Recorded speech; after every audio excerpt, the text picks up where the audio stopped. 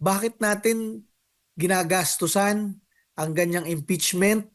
Nandyan ang milyong-milyong Pilipino naghihirap sa baha, naghihirap sa ulan, naghihirap sa sakuna ngayon.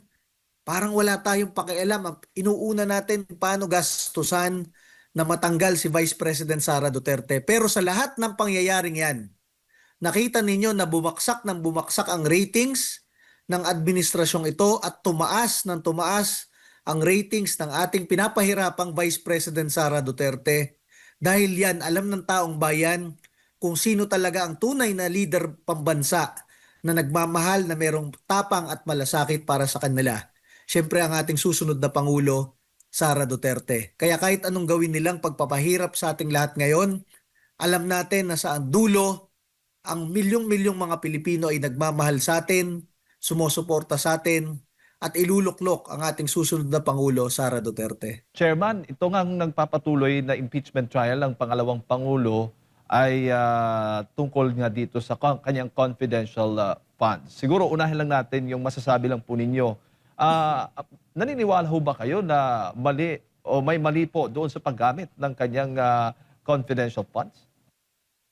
Ako, naniniwala ako na walang mali dahil nung siya po ay DepEd Secretary, siya po ang aming chairman ng National Youth Commission Advisory Council.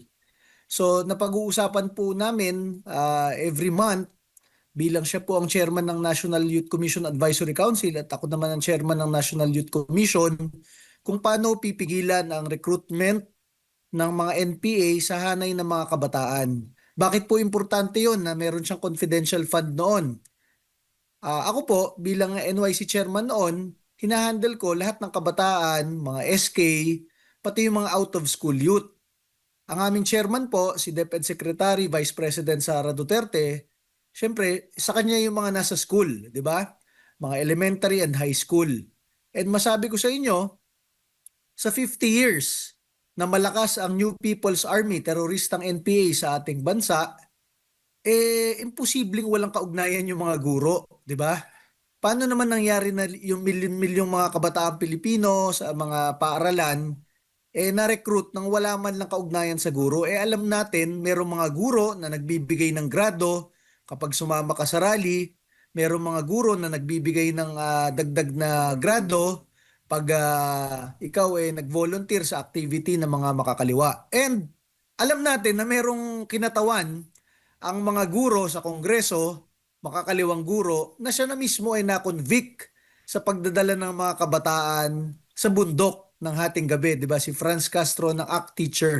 So kung ang ACT Teachers Party List ay nakakakuha ng mga 300,000 na boto, sigurado naman na meron siguradong libo rin doon na miyembro niya sa ACT Teachers Party List, ang teacher na makakaliwa na nagre-recruit rin sa ating mga kabataan kasama ni Franz Castro, di ba? Kaya napag-uusapan namin noon ni DepEd Secretary Vice President Sara Duterte na talagang nakakatulong sa kanya yung confidential fund kasi ganito po yan.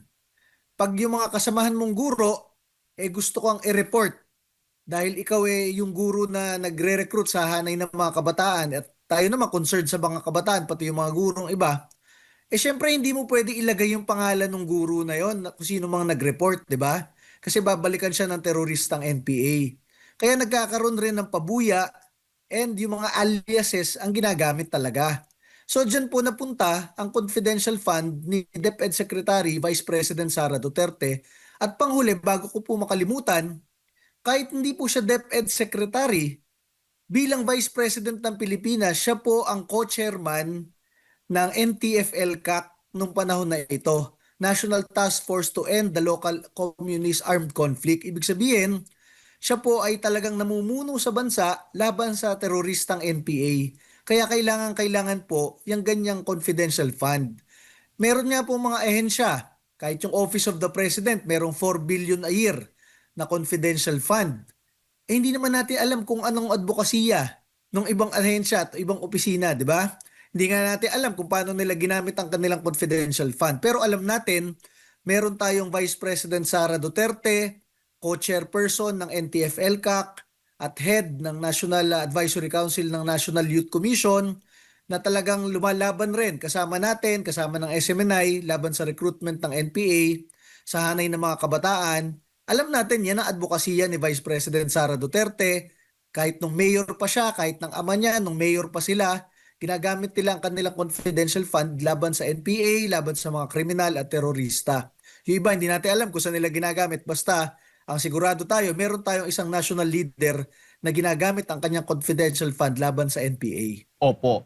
At doon nga sa impeachment trial, lumabas na hindi po minadali. Ayon po doon sa testigo itong ng isang disbursing officer po nga si Gina Acosta, dumaan sa regular na proseso yung paglalabas nga ng pondo ng Vice President dito nga sa paggamit ng confidential funds, Chairman.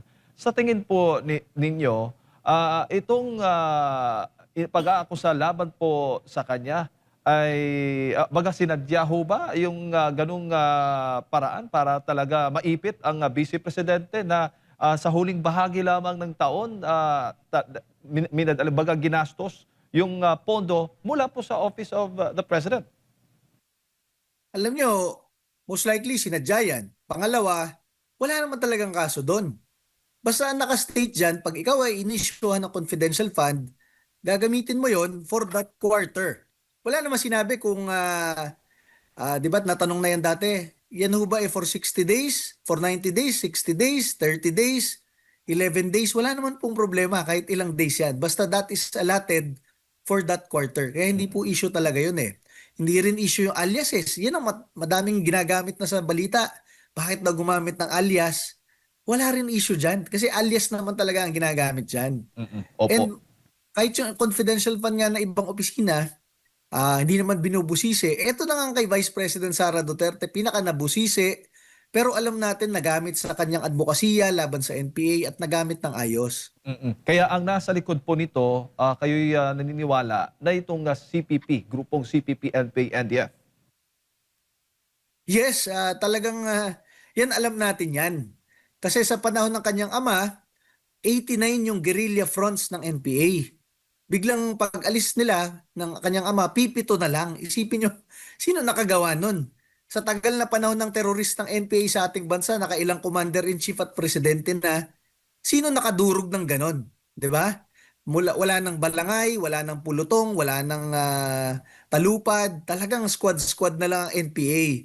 And dahil sa ganyang paghihina ng NPA during the Duterte administration, ang gagawin na lang dapat ngayon, pag-upo ng ngayong administrasyong ito at si Vice President Sara Duterte, co-chairman ng NTF-ELCAC, ang gagawin na lang, pipigilan mo na lang yung recruitment sa hanay ng kabataan kasi nagre-replenish na lang ng ranks ang teroristang NPA. Kaya ngayon ang ginawa ni Vice President Sara Duterte bilang DepEd Secretary, humahawak sa mga guro at paaralan ng bansa at bilang co-chairman ng NTF-ELCAC. Ngayon, ini-issue pa siya. Buti nga siya may advokasya eh. Buti nga siya may initiative bilang national leader, pigilan itong teroristang NPA. Yung iba wala namang initiative, walang advokasya, walang pakialam kung nagre-recruit ang mga teroristang NPA sa Kongreso at sa mga paaralan. 'Di ba? Buti nga nagkaroon tayo ng Vice President Sara Duterte na ganyan ng initiative. Opo. May kaugnayan na ba o may ugnayan na bang nangyayari pag-uusap ang grupong makakaliwang grupo dito sa Presidente Bongbong Marcos Jr. at ito yung mga bahagi lamang ng kanilang mga plano laban sa Vice Presidente, Chairman? Yan, hindi natin alam kasi hindi natin nakikita ang kanilang mga pag-uusap. Pero magtataka kayo, sinong taga-file ng impeachment sa Kongreso? Ito rin mga makakaliwang grupo, di ba?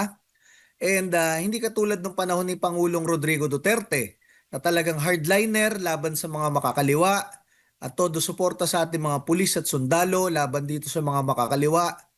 Maririnig mo ba ngayon ang administrasyon na bumabanat dito sa mga makakaliwang grupo? Hindi naman. Di ba? Dati ang Pangulong Rodrigo Duterte sa kanyang mga weekly talks na meron siyang press con, talagang minumura niya itong mga makakaliwang grupo dahil alam naman ng lahat sila ang nagre-recruit sa ating mga anak, apo at kabataan Pilipino papunta sa teroristang NPA. Ngayon, may narinig na ba tayong ganon? Wala tayong marinig na ganon. So kung ang taga-file ng impeachment ay yung mga makakaliwang grupo, At ang finailan ng impeachment ay kalaban ng administrasyon ngayon. At ginagamit ang lahat ng resources ng gobyerno, hindi dito sa mga bagyo, hindi dito sa mga sakuna, kung hindi laban sa para ma-impeach ang Vice President Sara Duterte, medyo halata nyo naman kung sino magkakakampi. At ito, masabi ko sa inyo, ito ang nasa isip ngayon ng ating mga pulis, sundalo at tropa ng gobyerno. Alam natin yan sa Duterte Youth Party List dahil tayo ang most voted sa local absentee voting ng ating AFP, PNP at government troops. Alam natin na nag-iisip rin ng ating mga sundalo, bakit hindi hardliner ang ating administrasyon, ang ating gobyerno laban sa mga teroristang NPA. Dahil ang pinapatay nito mga teroristang NPA na ito, ang ating mga pulis at sundalo, tropa ng gobyerno, at tuwing lumalakas ang recruitment ng mga makakaliwang grupo sa hanay ng mga kabataan at sa mga paaralan, ang mapapatay ng mga nare-recruit na ito ay ang ating mga tropa ng gobyerno. Kaya alam nyo, kasama natin ang ating mga tropa ng gobyerno sa advokasya na yan. Tahimik lang sila, hindi sila makareklamo, pero alam nila ang katotohanan, di ba? Truth that matters. Opo. At Chair, Government is friendly with those leftist leaders. opo, marami din hong nakakapansin sa pag-uugali na ngayon, no, ng ating mga opisyal ng tulad na lamang ng mga personahe ng kapulisan, yung mga ahente ng NBI, ng DOJ, Ombudsman at iba pa na mga agency. May mga kababayan po natin ang kokomento yung the way po sila magtrato doon sa kanilang mga hinuhuli at paano po nila ginagawa yung kanilang operasyon. Tulad na lamang sa KOJC, hindi ho ba? Simulan po natin doon. Yung paglusob ng mga kapulisan po doon. Walang kinikilalang, hindi kinikilala yung karapatan ng simbahan at para bang wala ng batas, no, na kinikilala. Yung pag-uugali ng mga personnel ng for example na lamang yung yung ginawa po nila kay Mike Defensor, di ba?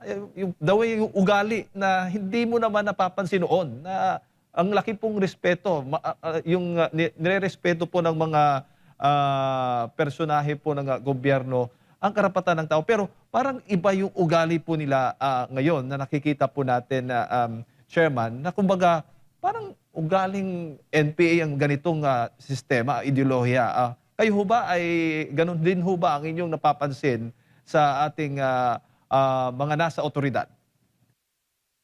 Ang napansin ko dyan ay sa dami-dami ng pinulitika, pinahirapan at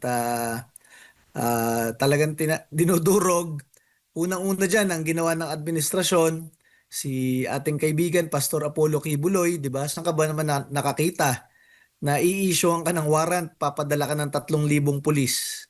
Hindi ba naman hindi sapat yung term na OA overacting di ba?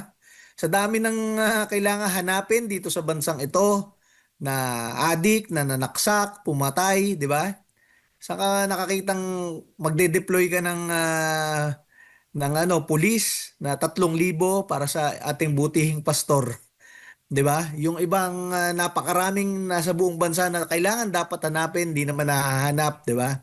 O pangalawa, pagkatapos ng ginawa kay Pastor Apollo kay Buloy at sa SMNI, ang ginawa kay Pangulong Rodrigo Duterte, ang ating mahal na presidente, ang ating commander-in-chief dati, na nagmahal sa mga tropa ng gobyerno, kita nyo naman, talaga namang sinakay sa eroplano, pinadala sa kamay ng mga dayuhan. Ang pangatlong biniktima dyan, tayo, ang inyong Duterte Youth Party List. Tayo ang number 1 na ibinoto ng lahat ng OFWs sa buong mundo, sa lahat ng bansa buong mundo. Tayo ang number 1 na ibinoto ng ating mga pulis, sundalo at tropa ng gobyerno sa local absentee voting at ng lampas 2 milyong Pilipino. Dapat tayo ay nasa Kongreso, kinatawan at boses ng milyong-milyong mga Pilipino. Tayo ay hindi pinaupo, di ba, ang ating 3 kongresista. At sumunod dyan, siyempre ang pagpapatuloy na pag-impeach kay Vice President Sara Duterte kahit pumalpak last year, itunuloy ngayong taon na ito.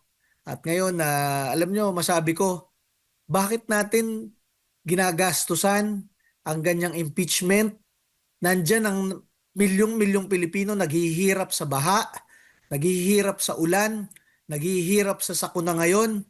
Parang wala tayong pakialam. Ang inuuna natin paano gastusan na matanggal si Vice President Sara Duterte. Pero sa lahat ng pangyayaring yan, nakita ninyo na bumagsak ng bumagsak ang ratings ng administrasyong ito at tumaas ng tumaas ang ratings ng ating pinapahirapang Vice President Sara Duterte. Dahil yan, alam ng taong bayan kung sino talaga ang tunay na leader pambansa na nagmamahal na merong tapang at malasakit para sa kanila.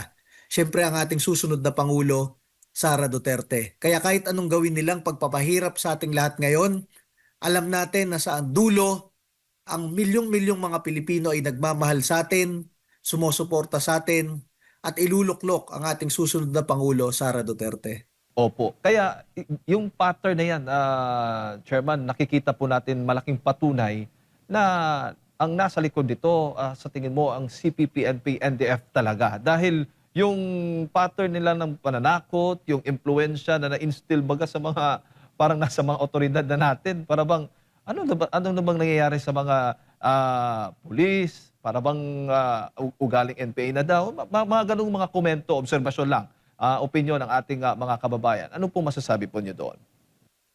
Yes, kumbaga sa political side kasi, ang ating pulis at sundalo kasi, sunod lang ng sunod yan. Pero itong mga makakaliwang grupo, meron ng armed elements, meron pang political elements, di ba? Nakakapag-hasik sila ng terorismo sa kanayunan at dito sa Kongreso nakakapagsalita sila. Kaya talagang namomonopolize nila yung direction. Sila yung operator ng administrasyon kung paano ang gagawin, 'di ba? Paano magpapalakas sa Kongreso, paano ipagpapatuloy ang pagpatay ng pulis at sundalo, paano yung nag-i-initiative ka para sa administrasyon para makakuha ka pa ng pondo. So, ang ating mga pulis at sundalo, marami tayong nakakausap diyan araw-araw.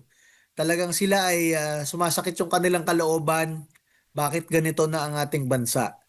At alam natin, kita naman natin sa boto nila last year na kahit tayo ang nag-file ng impeachment laban sa Pangulo, tayo pa rin ang number one na ibinoto nilang party list sa buong Pilipinas. Ibig sabihin, kahit na ganyan ang ating mga pulis at sundalo, alam nila ang katotohanan, alam nila kung sino susuportahan at nag-aantay lamang sila ng panahon dahil kailangan sumunod sa duly constituted authorities. Pero ang kanilang puso, alam natin na kay Pangulong Rodrigo Duterte, na kay Vice President Sara Duterte, at nasa ating mga kaalyado sa gobyerno, nasa Duterte Youth Party List at syempre supportive sa SMNI channel po natin. Opo, opo.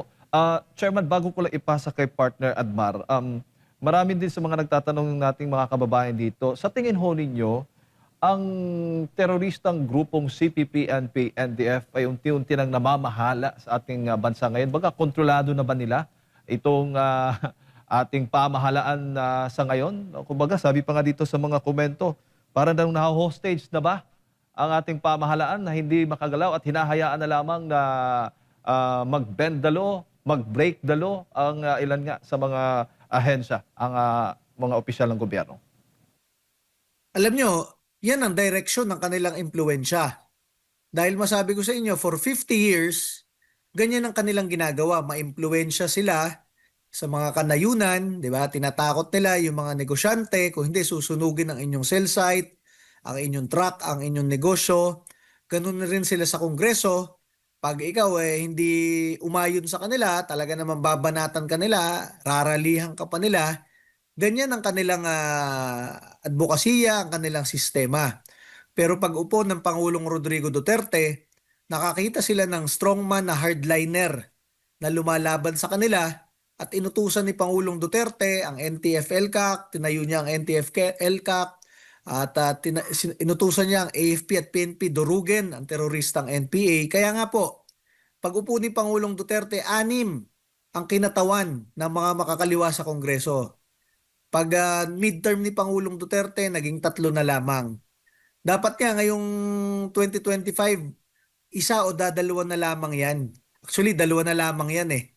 Kaya lang nung tinanggal nila yung hardliner laban sa mga makakaliwang grupo sa Kongreso, tayo, Duterte Youth Party List, nawala na tayo, hindi tayo makadebate sa kanila, nawalan tayo ng opisina, nawalan tayo ng mga tauhan sa Kongreso, nakuha pa nila yung isang seat natin, nakaupo pa yung Gabriela.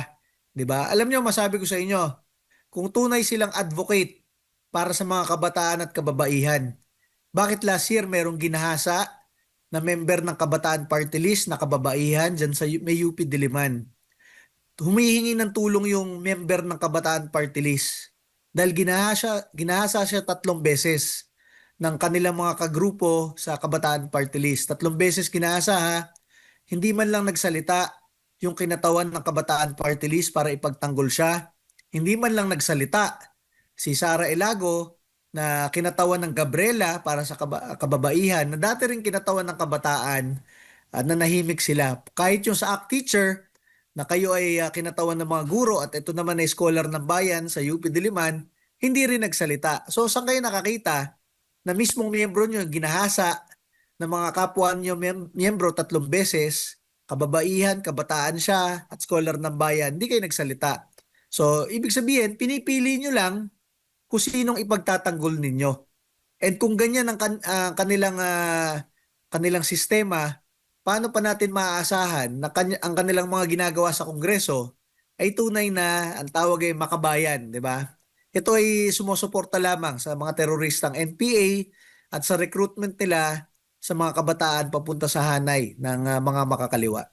Chairman, magandang umaga si Admar po. Gaano Good po morning po, boss. kadelikado kung nakikipagsiping ang CPP, NPA, NDF sa mga leader ng ating bansa, ng ating gobyerno, lalo na sa mahabang paglaban ng gobyerno dito sa makalaban ng Estado, at baka maakselang yung naging pagsusumikap, lalo na sa nakalipas na administrasyon, na talagang mapilayan ng husto itong makakalimang grupo na tinagurian ng terorista po, Chairman. Delikado yan. Dahil alam nyo, kung ikaw pulis o sundalo o tropa ng gobyerno, dati malakas ang loob mo at talagang high moral ka. Ang tawag dyan sa military o sa pulis, high moral. Dahil meron ka isang commander-in-chief katulad ni Pangulong Duterte na all out ang laban sa mga teroristang NPA. So ngayong panahon na ito na after ni Pangulong Duterte na dumurog kasama nyo sa mga teroristang NPA, ang commander-in-chief nyo ngayon hindi nyo mariringgan na nagsasalita laban sa mga teroristang NPA. At syempre, kung ang taga-file ng administrasyon ng impeachment laban sa Vice President Sara Duterte ay yung mga leader na mga kaalyado ng teroristang NPA sa Kongreso, talagang mapapaisip kayo na bakit ganon. 'Di ba? Nagkaalyaduhan na ang ating mga leader sa bansa.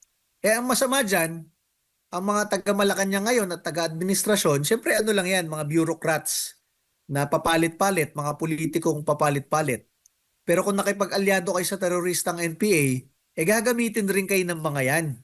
Hindi nyo alam dahil dyan talaga sanay ang mga yan for 50 years kung paano maging anay sa ating gobyerno. Gagamitin kayo, maya-maya babanatan kayo, mamaya gagamitin uli kayo. Akala nyo sila yung ginagamit nyo, pero ang tunay, kayo ang ginagamit, ang inyong pondo, ang inyong impluensya, at dahil nga dyan, lalong lumalakas tuloy ang teroristang NPA ngayon. Nakita nyo recently, in the past few months, nagkaroon pa ng mga teroristang NPA na kabataan sa Mindoro, sa Negros. Dati, nung panahon ni Pangulong Duterte, wala na yan. So, ibig sabihin yan, lumakas na uli ang recruitment ng mga teroristang NPA sa hanay ng ating mga kabataan at mga estudyante. Dahil rin yan, wala na si Vice President Sara Duterte bilang DepEd Secretary at bilang co-chair ng NTF-ELCAC. Malaking ano yan, malaking epekto yan na wala ang Pangulong Rodrigo Duterte, wala si Vice President Sara Duterte, na kasama ng ating mga tropa ng gobyerno na lumalaban dito sa mga teroristang NPA. Siyempre lumalaban pa rin ngayon, pero dahil tinanggal na bilang DepEd Secretary, tinanggal na bilang NTF-ELCAC co-chairman, wala na tayong kapangyarihan na maging opisina ng gobyerno laban sa NPA. Opo, siguro panghuli na lang mula sa akin, ano naman po yung magiging role, lalo na po ng taong bayan, dito sa mga nakikita nila sa gobyerno na baka hindi lang nila alam na baka, alam niyo na, minamani obra ng hindi nalalaman ng nakararami, lalo na ng mga nasa otoridad, mga military, nasa pambansang pulisya, iba pang mga uniform personnel, na unti-unti nang ginagapang sila sa mga propaganda at mga pagnanais nitong makakaliwang grupo po para makuha yung kanilang interest, Chairman. Ang masabi natin dyan sa ating mga kababayang Pilipino, siyempre bilang naging boses ninyo at kinatawan at chairman ng Duterte Youth Party List, binoto ng milyong-milyong Pilipino, dapat lahat tayo ay maging boses rin. Kayo, ating mga kababayang Pilipino, mga OFWs, mga Pilipino dito sa ating bansa, dapat tayo ay pagsalita at meron na rin namang social media ngayon, tayo ay magmasid at magsalita. Dahil kung kinikitil yung boses ng inyong mga kinatawan, katulad ng Duterte Youth Party List, dapat kayo mismo ay magsalita kasama natin sa inyong mga naoobserbahan sa ating bansa. Unang-una, kita na naman ninyo ang mga naging scam, flood control scam, at iba't iba pang scam sa ating gobyerno, modus operandi, na talaga namang kinuha ang trilyong budget ng mga Pilipino. 'Di ba? At tayo'y naghihirap ngayon sa baha at sa kahirapan at sa mga kakulangan sa mga serbisyo ng gobyerno. Dapat kayo magsalita dyan. 'Di ba? Tinanggal tayo sa Kongreso para hindi natin masabi yun sa Kongreso. Pero dapat sabay-sabay nating sabihin yan. At nandyan naman ang social media at nandyan ang SMNI. 'Di ba? Pangalawa, ang masabi natin dyan, ang ating mga tropa ng gobyerno, talagang kakampi natin yan. Karamihan dyan. At kailangan lang nila ng suporta rin sa atin dahil hindi sila makapagsalita. Dinaan nga nila sa boto kung sinong susuportahan nila ang number one sa kanila, Duterte Youth Party List. Pero dahil wala tayo sa Kongreso, hindi natin makonvey sa halls of Congress ang mga mensahe ninyo at mensahe ng ating mga tropa ng gobyerno. So ang kailangan po dyan, in the next 14 months na lang po filing na. 21 months na lang po eleksyon na sa ating bansa. So kailangan natin magkasama-sama, magkatulungan na isangguni, i-convey ang ating mga hinaing dito sa ating bansa at hindi ito makalimutan. Baka ang gusto ng administrasyon, makalimutan natin ang flood control, makalimutan natin ang mga kurakot, makalimutan natin na naging kaalyado nila, ang mga makakaliwang leader natin sa Kongreso, at makalimutan natin lahat ang mga ginawang panggigipit kay Pastor Kibuloy, kay Pangulong Duterte, sa Duterte Youth at sa ating mga kaalyado. Hindi po natin makakalimutan yan. Kasi ang problema sa ating ibang leader sa bansa, nag-aral sila sa ibang bansa, hindi nila alam na ang pinapanood ng mga Pilipino maghapon hanggang gabi ay kung paano pinapahirapan ng bida at sa dulo yung pinahirapang mga bida na yon. Yun ang nagtatagumpay. Ginawa nilang true to life, di ba? So asahan ninyo na lalong lumalakas ang suporta ng sambayan ng Pilipino sa atin, sa Duterte Youth Party List, sa ating susunod na Pangulo, Sara Duterte, at sa pamilya Duterte at mga kaalyado natin sa Team Duterte ngayong 2028. At tayo po ay magtulungan para sa pag-upo ng ating susunod na Pangulo, Sara Duterte. Mabago natin ang ating bansa, matanggal natin lahat ng mga naging mga pangyayaring kadiliman. Talagang dumilim ang ating bansa, ikinulong ang ating pastor, ikinulong ang ating Pangulo, ikinukulong ang ating mga kaalyado na nagsisiwalat lamang sa mga kasamaan sa ating bansa. Lahat po yan ay liwanag sa dulo ng madilim na tunnel at sa tulong po ninyo, magkakasama tayo, kapit-bisig, kayang-kaya po natin yan. Ngayong parating na 2028, maiupo ang ating susunod na Pangulo at Commander-in-Chief, Sara Duterte.